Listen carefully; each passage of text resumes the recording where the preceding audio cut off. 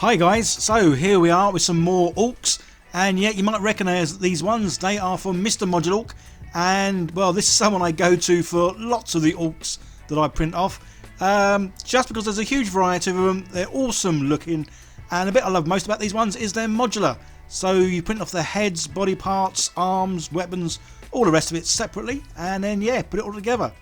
But obviously he does do a few varieties of, well, terrain. And this one, a nice big stage.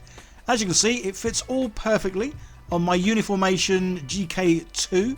That's the 3D printer I'm using to print this out. And as I say, you can get lots on the build plate in one go, which is why this is one of my favourite printers, because it looks awesome, and yeah, you can print off so much in one go. And especially when it comes to the stage.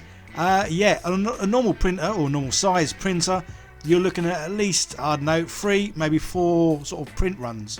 Whereas with this one, Uniformation GK2, yep, you can get it all on there in one hit. So the other thing I've been trying out a lot over the last sort of few months, and that is different resins. And here's another one, it's Labs TGM7 Tabletop Gaming. So I was recently sent some miniatures where the company printed them out using this resin, and the miniatures were of a really good quality. So yeah, I wanted to try it out myself just to sort of see, well, how good it is. Especially as it does obviously say on the label there, Tabletop Gaming. So you'd kind of think that'd be a good indication of what it's like. So yeah, I love this. Obviously, this is my favourite printer by far. I've never had any problems with any of the prints. And yeah, I love the fact this has got a big build plate. It's also got a heated bed on it. So it doesn't matter what the temperature is outside. Yeah, this thing heats up, so the resin, well, should work perfectly every time. And obviously just got to push a few buttons here and there, and away it goes. I do really want to get some sort of software so that I can actually sort of film this printing, especially obviously doing a large model. It'd look pretty cool, obviously it being time-lapsed or whatever it's called. But at the moment I haven't, so I can't show you that, I'm afraid. But yeah, all the prints came out perfectly.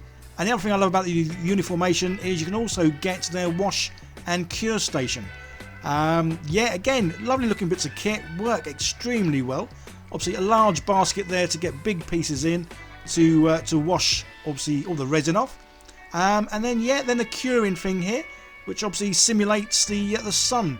And this just cures them, hardens them, and well, kind of makes them safe then that we can pick them up and well, play with them. So yeah, everything came out really well, and I say the quality in these just came out perfectly. I do love Mr. Modulorc stuff, but also the feel of these miniatures.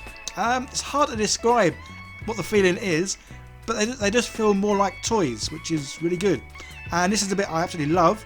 There's some flex, and this was always my biggest bugbear when I first started printing off miniatures. Anything small and thin, generally things like swords or even sometimes legs, yeah, they could snap and break just stupidly easy. Whereas I say this resin, I'll have to say it's probably the best one I've ever used so far. I might have to do a little test and get like my top 5 resins, as I do have a variety now from well, different companies. And yeah, I need to do a little test and see which one is the best. But yeah, I would say this is definitely up there. This could be number 1, just because I love the feel of it. I say these figures don't feel like they're rubber, but they also don't feel like they're made of porcelain and they're going to snap and break, which is great. And as you better see on this chap here, he's got some lovely hair. I've not had hair in years, but yeah, even the hair has got a lovely little bit of flex to it. And the good thing is when you do sort of bend it and push it, it does then sort of like go back to its original looking shape, which is just, yeah, perfect. So everything printed out great. I did actually reduce the size of this. Yeah, this thing you can see here, the stage, I think I did it about half the size. So this is going to be quite a big boy. But yeah, I didn't really want it to be too big because, well, like I'm always saying, I don't have room to store stuff. So yeah, I'm going to live up to my my channel's name and print miniatures miniature, just so I have more room for, well, to store them on my desk and everything else. So obviously good old slapchop paint technique here, everything primed in white, everything's come out really, really well. And again, you can see all the definition in these things, and yeah, I must admit, I couldn't help keep messing about. Just because I love the fact you can bend the stuff, it's not going to snap or break, and it goes back to how it was before. So talking about slapchop painting, yeah, my preferred paint is the good old Army Painter speed paints, and as you can see here, I've got hold of their complete set. So I thought I had loads before. I had about 50 or 60 in the last set I had. Yeah, this one's got a full 90, which is just bonkers. So yeah, I'm gonna have more greens, more browns, more blues than I can, well, shake a stick at. And there's also 10 metallic colours in it, which is just awesome. So yeah, starting with the greens, I'm going to try out a couple I've used before, and definitely a new one there. So the maggot skin I've never used, the other two I have. And this is where I love the fact that there are so many greens available in the Army Painter Speed range that, well yeah, I can have a whole variety of different looking green skins. So this one's definitely going on a little bit watery. It could be a case of I didn't shake it enough, I'm not too sure. So that green I actually did 2 coats. All the others, yeah, 1 coat is fine. So I have used a camo cloak before. Definitely a dark green, this one. I do prefer my orcs to be the lighter version. And yeah, this is definitely one of my favourite greens here. And that's Forest Sprite. But so yeah, I do, even though I do have my favourite greens for orcs, I do love the fact that I have so many greens that I can sort of vary them and mix them up a little bit. Just so they do look a bit different from each other, which I think is pretty cool, as well. Us humans all look a little bit different from each other. So yeah, why not orcs as well? So this is where I must admit I kind of got carried away painting these dudes, and I didn't film it. I don't know what happened. I just got so engrossed in painting and loving these orcs and how they look and everything else that yeah, I pretty much painted everything off camera. So it didn't really leave much for me to then paint on camera. But you guys know how I paint, slap chopping it. Yeah, it's the way to go. And then obviously some of the silver bits I've used, I'm going to do a bit of a wash over the top just to make it all sort of a bit dirty. And yeah, it's orc stuff. It can't be clean looking. It needs to be a bit weathered, battered, and just, yeah, forgotten about. So recently you got the hold of these lovely transfers from the Mighty Brush. You'll have seen me use them on my last video, and yeah, I think I'll be using these a lot more because there's some awesome ones here. Definitely good for sort of obviously terrain and vehicles, and yeah, these go on a treat. So again, as always guys, everything I use in all my videos is links down below. Some of them are affiliate links, which basically means you don't pay any more, but when you buy something using my affiliate links, I get a couple of pennies thrown my way. Not all the links are, but some are. So yeah, check them all out guys. And if you can use any of the stuff that I use, it would be great if you can click on my links, just because I get, well, a couple of pennies.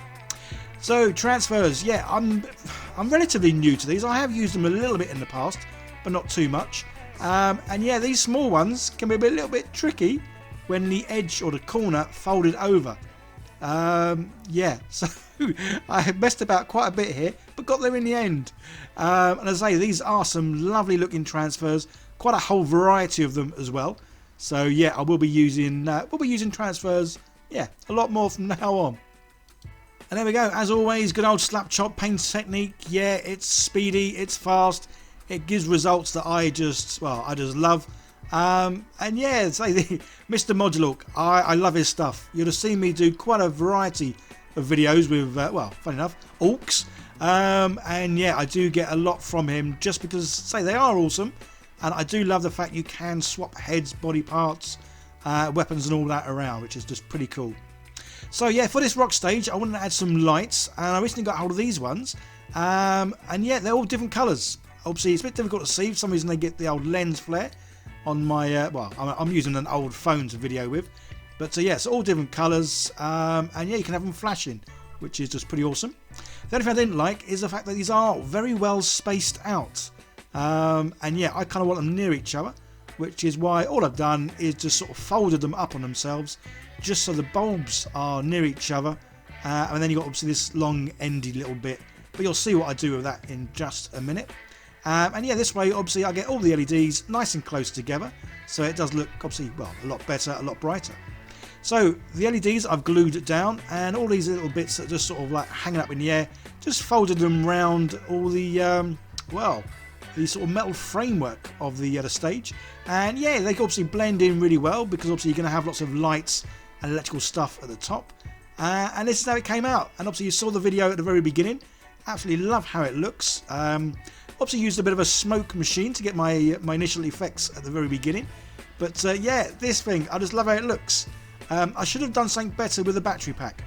If anything, I should have kind of, I don't know, made one of these speakers with a hole in it, or a big cutout, so I could have put the battery pack in there. But yeah, as you can tell, obviously didn't think about that at the time. And there you go, yeah, I just love it. I mean, it looks really cool, and I think the lens flare does kind of work rather well, even if it's not intentional there. So I'm definitely hoping you guys are in love with AUKs like I am, because yeah, this month I have got a lot of AUK projects on the go, and a lot more, well, that I'm thinking about. There's another video coming up on this screen, guys. Give that a click, see more of what I do. And a big shout out to my lovely patrons, Chaos Cards, Print Minis and the Colour Forge for helping support me each month. It really does mean so much to me. If you are new here and like what I do, hit that subscribe button, turn on the bell, like, share, subscribe, all that good stuff, guys. You all take care. See you in the next one. Bye for now.